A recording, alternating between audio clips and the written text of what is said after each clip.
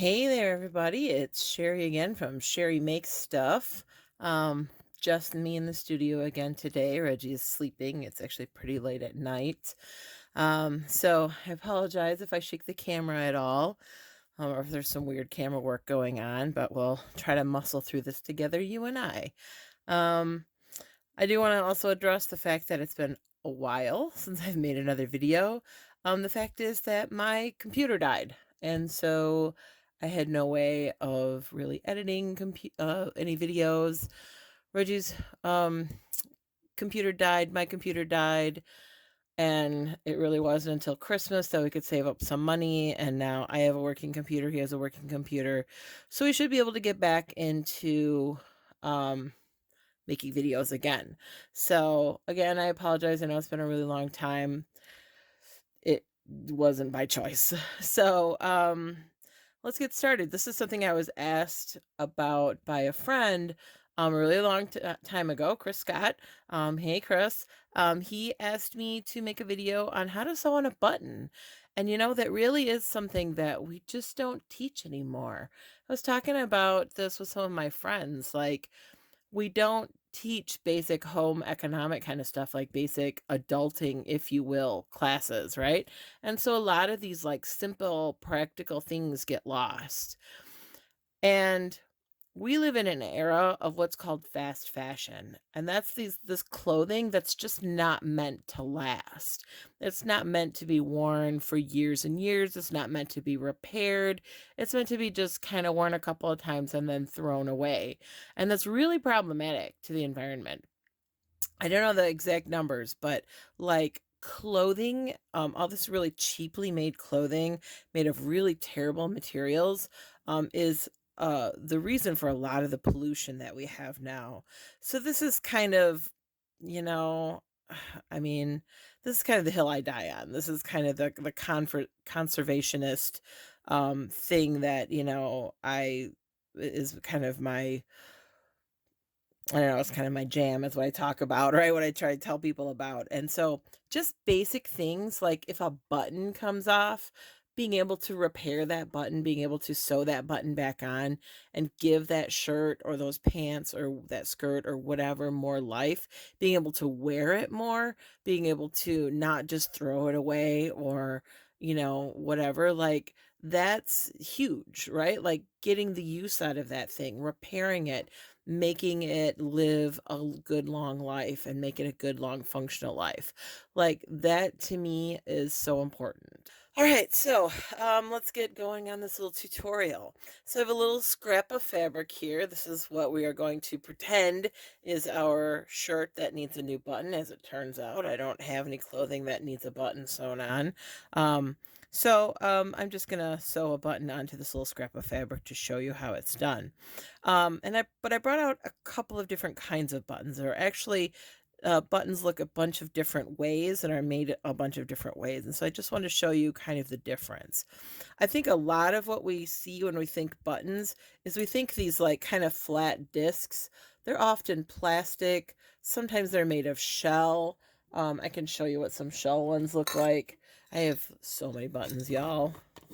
So many buttons. Like this is just one of my many, many jars of buttons. Many, many, many jars of buttons. So be patient with me. All right, these are kind of this, often they're white. These just happen to be this kind of grayish color.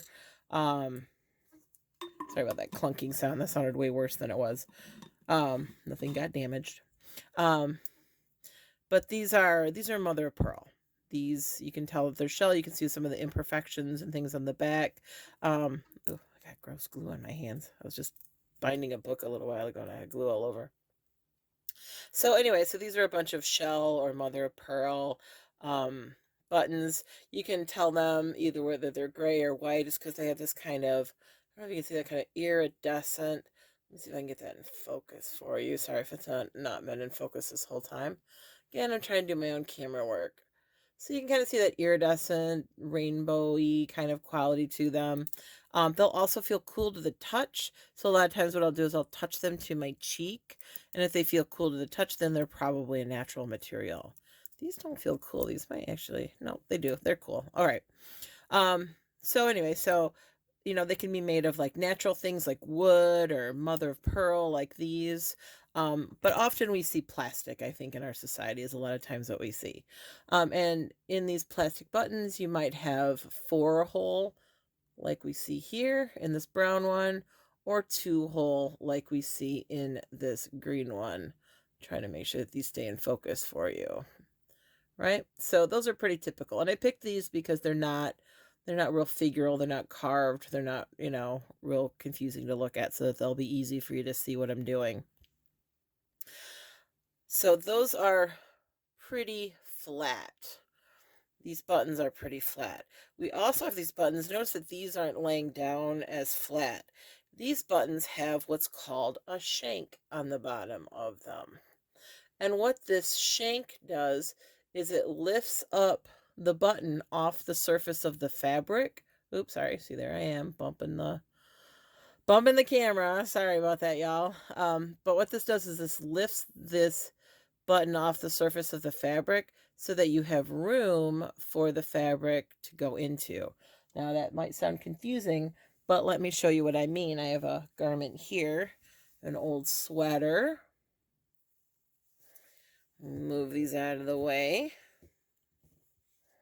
So the guy wants to roll away constantly. He's like a marble. All right, so I have this old cranberry colored sweater, and it has buttons with a shank. See that shank on there? Let's make sure this is in focus for you. So we have buttons with a shank, and then we have buttonholes. And the side where the buttonholes are, this is fairly thick. Right, so there's our buttonhole. And the material, right, it's folded over once. This is a handmade sweater. Anyway, it's folded over once and then a buttonhole was put in. So if that button were flat against the fabric, when you went to button this garment, you wouldn't be able to get that button all the way on, and there wouldn't be enough room for this garment to kind of move around. You need that shank there so that fabric it doesn't get all bound up and is just squeezed tight and flat up against, right, your fabric, and then it's uncomfortable, or you just can't button it all because it's too stiff. So you just need that little bit of room, right, for that button to be able to move. So that's what a shank does. And you can see, right, this has maybe I'll get a little closer so you can see it. Right, so it has a molded plastic shank on it. So again, what that looks like, right, when you button it, like so. I don't know why my camera's not doing autofocus. But when you do it like so, then that gives room for that thickness of fabric, right, to kind of breathe and not get all bound up. So that's what you want to do, is you want this shank. That's what that shank does. Oops. Keep it in frame here. All right. So like this cream colored kind of marbly looking one, you can see it has a hole there, and then this rounded part acts like a shank, right? That allows between the hole and the space, that allows some space for the fabric to go, right? And I showed you this one, that's the shank on this one. Oops, there we go. Focus on the right thing. It got dark. This is why I need my cameraman here, right? I should not do these in the middle of the night while he's sleeping. There's this. Oops. I don't know. Is this going to be usable footage, y'all? Well, I guess you'll know if you're seeing it later. There's this pretty tortoiseshell one. As I pick gross glue off my fingers again. All right. All right. Like there's this pretty tortoiseshell one. I'm a little bit out of the light here. It's this brown tortoiseshell, and it also has this molded plastic. Yeah, that was me just dropping that button on the ground. It's gonna be one of those days. It's gonna be one of those days. That's all right. It's all right. I got another one. I'll pick that other one up later. I say that all the time. My floor is such a mess in here. All right. You didn't hear me say that out loud. All right. So there's maybe you can see the shank a little bit, or maybe not. There we go. So there's that shank, right? Awesome. Okay. Oh, and buttons don't just have to be round, by the way. Buttons can come in any shape. I just grabbed round ones because that's typically what you see. But especially sometimes in older garments, you might see shapes. Like, how cool is this? Right? In some fashion garments, you might see shapes. So these, if you have these on your garment, often anything that's kind of fun shaped or a fun color, or even if it's not, even if it's kind of plain, um, the garment that you buy often in the store will come with a little baggie of extra buttons. Hold on to that little baggie. Get like next time you eat all your peanut butter, like wash the jar and just set that jar aside and put those buttons in there. Save those buttons. If you have a shirt that's just completely worn out and it's just no good anymore, save the buttons off of it. Hold on to those buttons. Like, good buttons are hard to come by. Little old ladies all the time would have just jars and jars of buttons. If I have a garment that has a bunch of these on it and I lose one of these buttons, what do? I can't just put, a green round. I mean, actually, those kind of look cool together, but you know what I mean? Like, I'm not going to put this on there. That would look weird. That wouldn't look like they go together. So I would want like a collection of buttons that do match, right? If they fit the buttonhole, then, I can switch out all the buttons, right? I can trade all those things. So when you're getting ready to sew your button on, if you don't have the original button, you can go to the store, you can buy buttons. Joanne sells buttons. Um, it's probably other stores do too, but for sure Joann's does. And what you want to do is you want to find something. So again, if I lost one of these buttons, right, I wouldn't want to just replace one with something else. I would want to replace them all so that they looked nice. So what I would probably do is snip one of these off and take that into Joann's so that I could match up. See how that brown button is a little too big, right? I really want something that's exactly the same size because you want it to have the same size shank and you want it to be able to fit, more importantly, through your buttonhole. So let's say I was like, oh, I kind of like these brown buttons. These look kind of cool. And I sew them on, and then I try to button up my clothing. Now it won't fit, right? Like that's way too big. That would not fit through that buttonhole. The other side of that is I wouldn't want something too small because something too small is going to leave a big gap. And I would see, how about I do this where you can see it? And I would see that hole at the bottom once this was buttoned, right? So you want something exactly the size or as close as you can get to the size. And they come in standard sizes. So that's step one, right? Like my button came off my clothing. What am I going to replace it with? Do I have the original button? If I don't have the original button, you can snip it off, go down to Joann's and look for a close replacement. If it's just like a round plastic button, like off of a button up shirt, that shouldn't be too hard to find. They still make buttons that'll look very similar to that. If it's something funky and shaped and kind of fun to look at, you might have to compromise and come up with something that sort of matches, or you might have to come up with something completely different that you like that would replace the look of that. Okay. Thread. For this demonstration, I'm using upholstery thread, which is a little thicker, and it says right on top, you can get this at Joann's. This is right on top, upholstery thread. And you can use upholstery thread. There's nothing wrong with that, depending on the weight of your garment. So how thick the fabric on your garment is. So like if I was sewing on a really thin, gauzy kind of fabric, I would probably want to use a thinner thread. If I was sewing on like upholstery fabric or something really heavy duty, then I would want to use the upholstery thread. So use and think about how much wear it's going to get, right? Like if it's going to take a lot of strain, then you'll want a heavy duty button thread or upholstery thread. But in general, you can use just a regular all-purpose thread for most button purposes. At least I found that to be true. So this is Coats and Clarks. These guys have been around for over 100 years. They make a fairly heavy duty or fairly, nice thread. Maybe you can see side by side right? The difference in the yellow to that gray upholstery thread. This yellow, I can snap this, the single ply or the single, it's not single ply, but the single strand, the upholstery thread. I don't know if I can snap upholstery thread. I don't use it a lot. No, can't do it. No, nope. I like my hands too much. I'm not going to ruin them for you. So, right, so it's not as strong, but we're not going to use just one loop of this thread. So together it will become stronger. It's thinner, it's lighter weight, it's better for more lightweight fabrics. So Dual Duty is good. The Coats and Clarks. You'll also find Gutermann in the um, Joann's and stores like that. This is a little bit, this is a German thread. It's a little bit nicer.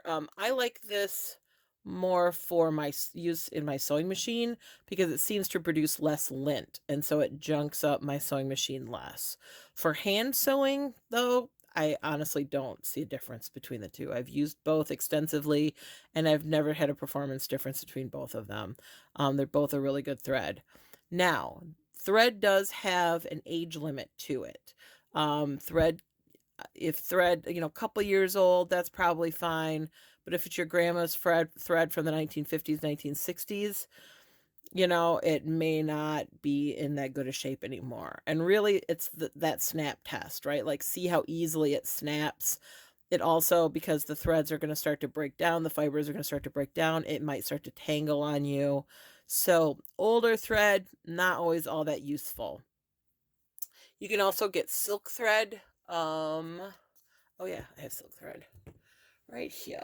So let's see, I'll grab this yellow. All right, so this is silk thread. Silk thread is thin like the all-purpose thread. This should snap pretty easily. Like, actually, it snapped a little easier than even the all-purpose thread. So for my money, I don't think silk thread is appropriate for sewing on buttons. It's just not strong enough. It can't really hold up to it.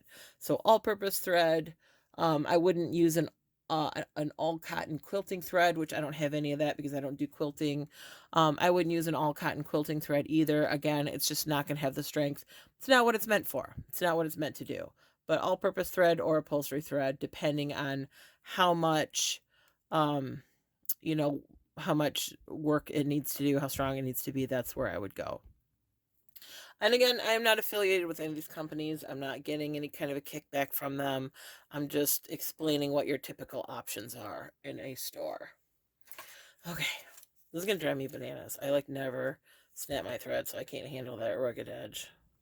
Okay, so what I'm going to do is I'm going to use this gray upholstery thread because you'll be able to see it on camera a little bit easier and you'll be able to follow what I'm doing.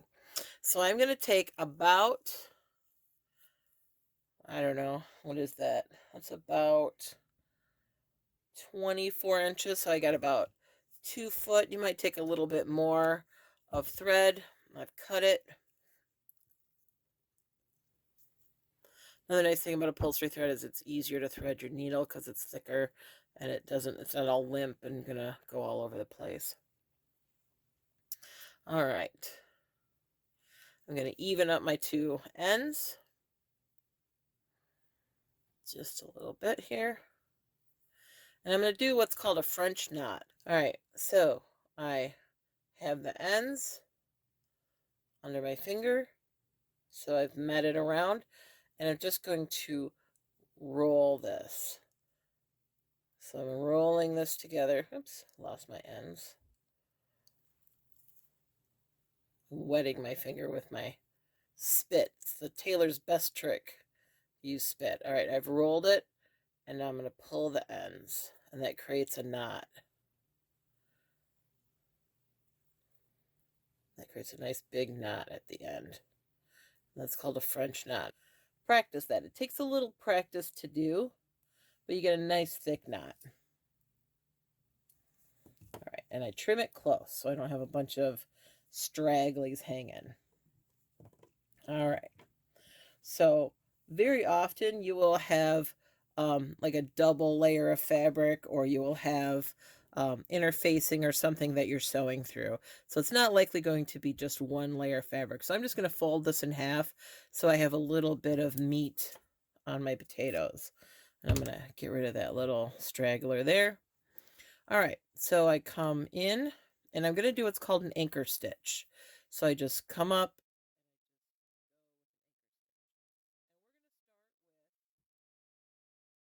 Then I'm going to come up basically right where I came in at.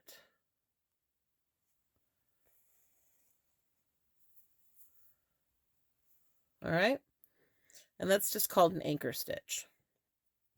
Now I'm going to start with my shank button. That was this kind of tortoiseshell looking plastic shank button. And I'm going to run the needle through the hole. And then I'm going to come back out this way to the back. And if you're sewing a button back on, there should be holes that you can kind of follow where the button needs to go. If you're sewing a button onto a garment that you're making, very often the pattern maker will have a guide on where the buttons need to go, or you can work that out yourself. All right, now I'm going to come back out. And I'm just going to keep doing this. And I usually suggest 5 times. I was taught to do 5 times. I do 5 and then 1 extra. So this is 2. You get up where you can see me. And I always check the back to make sure I'm coming out in the same area. Through the shank. And then back down.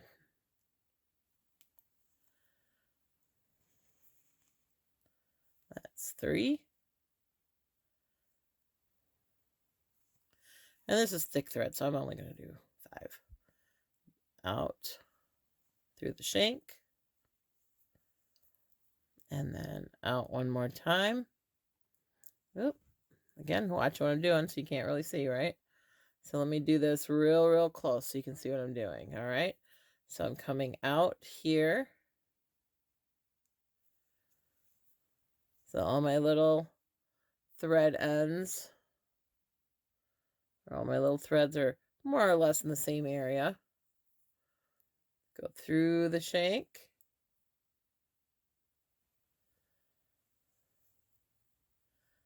This is out the other side of the shank. And then down through the fabric. And my button's sewn on, just like that. Nice and neat. So to tie it off, I'm going to do another French knot. So again, I do an anchor stitch, which is I go under all of the threads. Oh, that was really bad. Am I in focus? So I go under all the threads a second time. This time I wrap 1, 2, 3. I'm going to keep my thumb on this so I'm holding tension, and I pull my needle through, take my thumbnail, push down that threads that I wrapped to create a nice tight knot. We'll do that again. You'll see that on the next one. All right, that, and then I clip it close, and there's your button sewn on, and your garment can be worn again. Hooray! Oh my gosh, I keep bumping the camera. I'm so sorry. All right, that was number 1. Button number 2.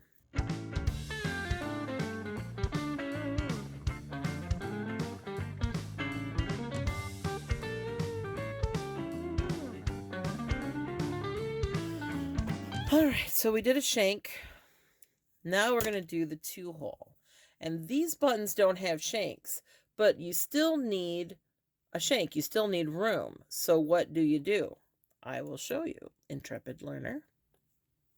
That's what I call my students. So I'm going to take the anchor stitch again. And this is just so your thread doesn't pull out, because buttons go under a certain amount of strain, and you don't want that knot to pull through your fabric. So that anchor stitch kind of anchors that down. Oh my goodness. Oh, you guys, it's like I have never made a YouTube video before. Okay, and then we're coming back up through. And I'm going to go for the 4 hole. See how I've gone at kind of an angle here. So we're going to go for the 4 hole. So then I go in 1 hole, center this on where I want it to be.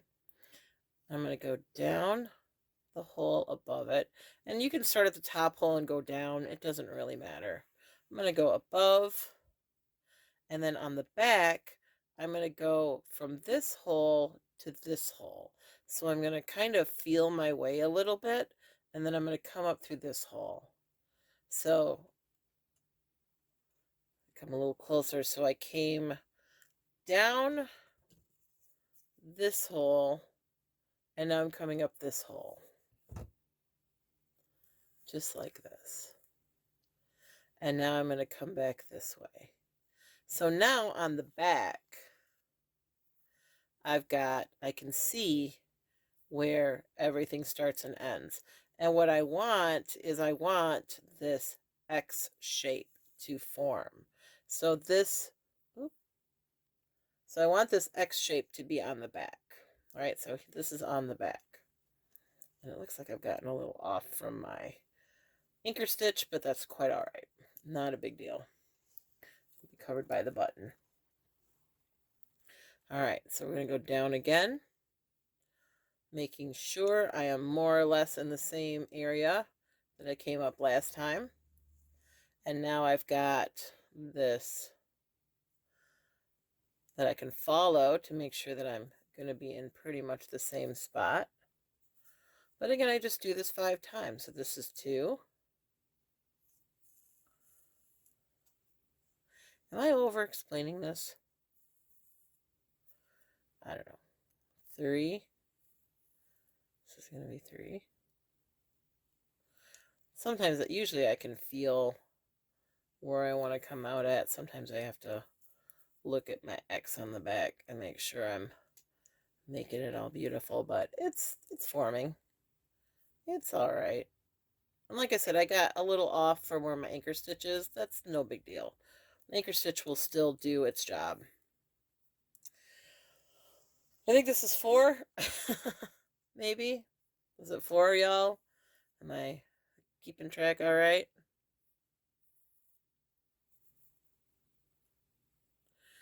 And I'm not pulling, I'm pulling a little bit, but I'm not pulling super tight. I want to leave a little slack here. If you can still get your needle up under here, then you're leaving enough slack.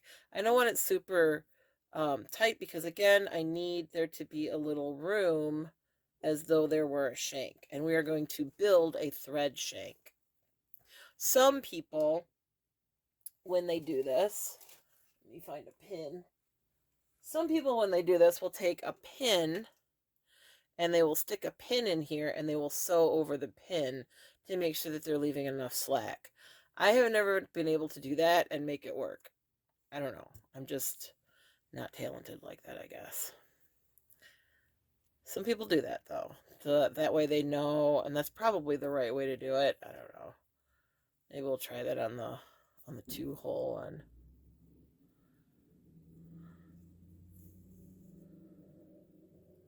I don't know if you heard that traffic. We had snow yesterday, and so there's snow trucks out, there's plow trucks out. Okay, there's 5. All right. And I got my beautiful X on the back. So I'm going to come back up through, but instead of coming through the hole, I'm going to come out the side next to the hole. All right, so I'm not going through the hole, I'm coming out the side next to the hole. And then I'm going to wrap. Oh my gosh, stay in frame, Sherry. I'm going to wrap. I'm just going to go 1, 2, 3. What that does is that creates a thread shank. So it gives you that little bit of space.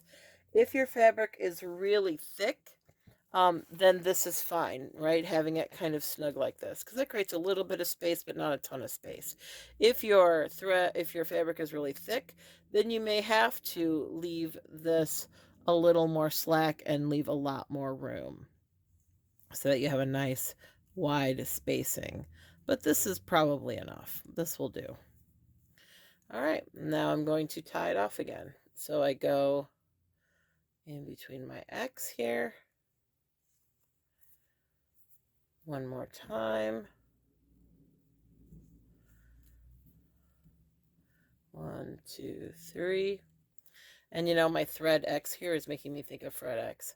Hey, Kyle. Any Rennies in the house? Anybody get that joke? That was totally an inside joke. You know what's great for YouTube where the whole world's going to see it? Inside jokes where like 10 people are going to get it. All right. And there is my brown 4 buttonhole. And you can see I got a little space between the fabric and the button. All right. So there we go.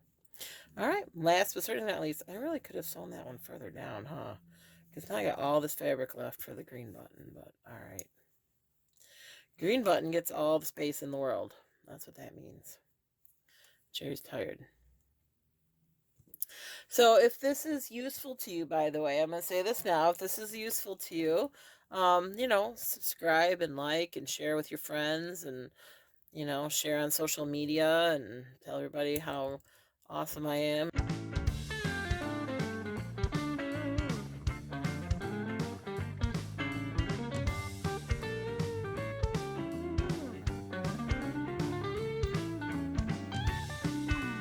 Well, and for sewing buttons, you notice I'm not using a huge length of thread. It's kind of like binding books. I don't believe in, like, the longer people like to put on, my students, they want to put on like this huge, like 3 foot of thread, and it's like, why? You're just going to tangle up. We can tie more thread on. It's not the end of the world. But don't deal with tangles. Okay. So, I got my anchor stitch. I'm going to do my first stitch here. Make sure I'm in frame. Make sure we're in focus so you can see me and what I'm doing. Okay. So I've got my thing. I'm going to grab my thing and I'm going to do this because that was one of the things I wanted to do. Don't poke yourself. All right. And I'm just going to, and again, you kind of get, after a while, you get the feel of where the back of the button is and where the holes are. It's just a muscle memory thing. If you don't have that and you have to look, flip it over and look, right? Flip it over and look where you went last time and just follow that pattern. There's no shame in that game. Nobody's watching, nobody's keeping score. Tim Gunn isn't going to come out from somewhere and tell you how bad you suck. He seems like a pretty nice guy, though. I feel like he wouldn't do that anyway. Not actually ever watched Project Runway. Everybody thinks that I should, and I don't know. So that's already much better. I don't have any weird threads hanging out or anything. All right. Here's the thing, like, so this channel is called Sherry Makes Stuff because I want to make stuff. I don't want to just be stuck in this pigeonhole of sewing. I kind of get stuck in that pigeonhole sometimes because of my job and at festival, and it's not the only thing I do. That's what I do for a short time of the year. That's not the only thing I do. All right, so I'm going to come up. I mean, there's, you know, I got lots of friends that are costumers, and that's their jam, and fashion designers, and that's awesome. 1, 2, 3. You can do, if you've got like, so if you like need this to be really long, you can do like, you know, put something else in there so that you're leaving them nice and slack and like do several wraps. But for this, 3 is plenty. And see how that creates a shank? It's probably a little easier to see on this one. All right. Oh, I just stuck myself. Don't do that. It's important to make sure your tetanus shots are up to date if you're going to sew. So everything is covered in the lockjaw. All right. Take a stitch. And now we're going to do, I don't know why I said that. That's probably not true. But still, you don't want to make yourself needlessly sick. All right, I pull on it and I scoot that down with my nail. I cut it and everything is happy. Yay! So there's my 2-hole button. Nice hefty shank. There's my 4-hole. That one's got a tighter shank on it. You can see it there, the thread shank. And then there's my plastic button with the plastic shank. All right, so that's it. That's all I have for you today. Hopefully that was helpful and useful to you. If you liked this video, like and subscribe. Or if you didn't like it, then don't. I don't. That's fine too. Um, but let me know again. What would you like? What is your jam? Like, how do you save the earth? Like, what's your thing that you like to do? Um, let me know in the description below, and let me know in the comments below, and also let me know what you um would like to see me do on this channel, right? If there's anything else that you would like to watch me do, or you have any questions on how to do things, right? I'm happy to make more videos. Other than that, I'll see you in the next video. Everybody have a great day, and I will see you later. Bye. So I'm going to put my needle through the hole. Oops. Oh, let me restart that. All right. Oh my gosh. Why am I having trouble?